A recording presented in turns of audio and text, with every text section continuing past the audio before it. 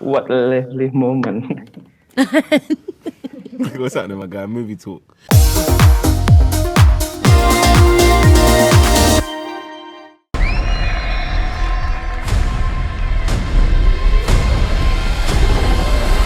Here we go.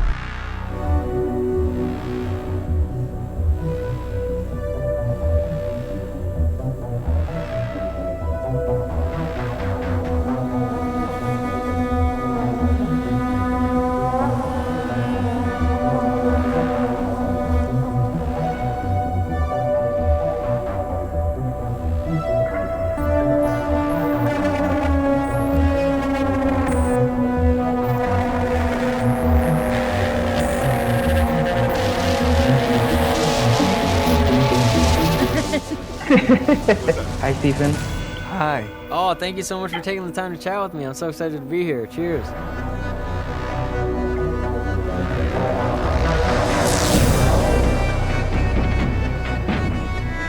Like over the phone, it's a pandemic, so no one can see anyone. So like over the phone, they just explained everything that was happening, and like, yeah, it was like a lot to take. I was like, what? Can I get a script? Like I can read it. I can just read it again. But so that was pretty intense, and then we just kept on meeting up and working through it and shaping the arc of the character and the story and stuff like that. So that's how I got into it. Man, I think mine was like, so what are we trying to say? You know, because I know he always is trying to really, like, nothing is ever really what it is on the surface. You know, I think I got the understanding of the brother and sister storyline straight off the bat, you know, that this was a centerpiece of our story. But as we got into the horror aspect and what the horror and the thrilling part of the story was actually informing the audience with, that's what I wanted clarity on, because all of that, you know, essentially needs to be threaded throughout everything that we do in the film. So I wanted to understand what that was and what he was really trying to say socially.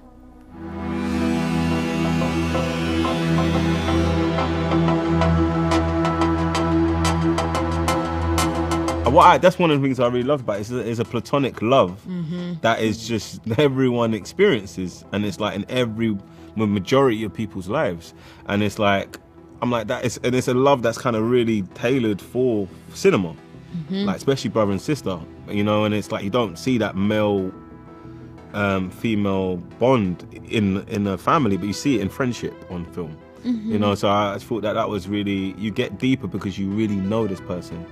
And that means if you really know this person, you really say the truth, that person can really piss you off. And so then I love that. I love there's like so much conflict, but there's a like underlying love there. I feel the same way. I feel like the fact that we're siblings, you know, the love is not obvious. And when the going gets tough, that's when the love is truly most shown. And I think that impact for me is really strong throughout the film, stronger than you would think when you're watching a movie where it's just a typical romance. Because through the whole film, you're watching these siblings who, you know, they so different, you know what I mean? They seem like they know each other and they vibe with each other, but also they seem like they get on each other's nerves.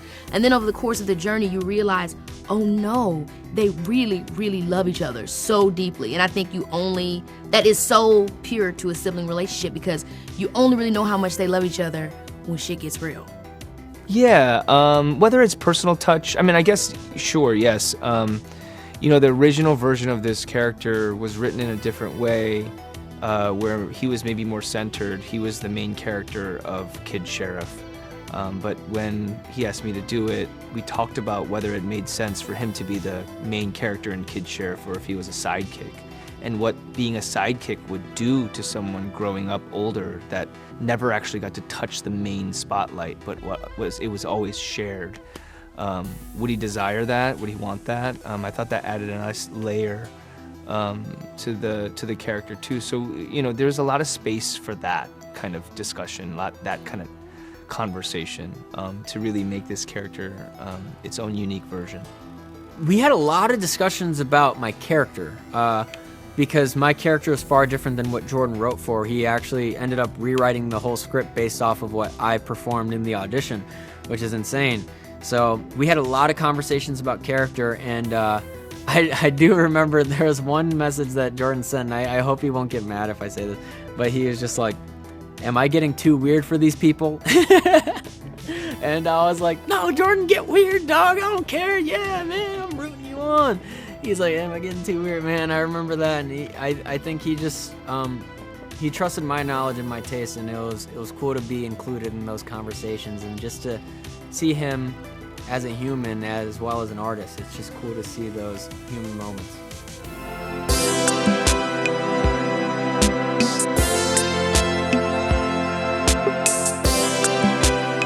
Yeah, I think Jordan was trying to touch that idea of spectacle, our obsession with attention, our relationship with attention, how money gets in the process. We live in it now.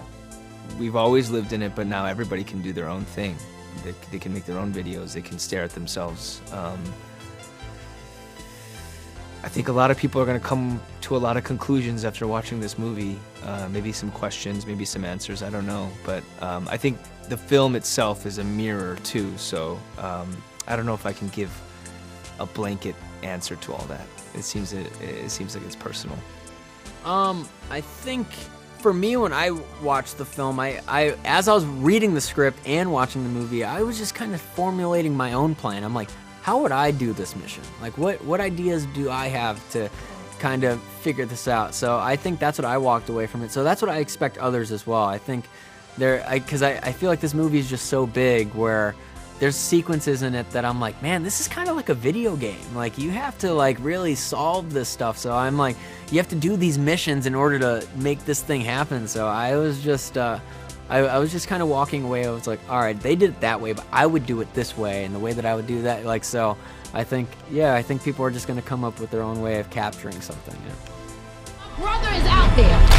I don't think they take you if you don't look at it. Look, don't look.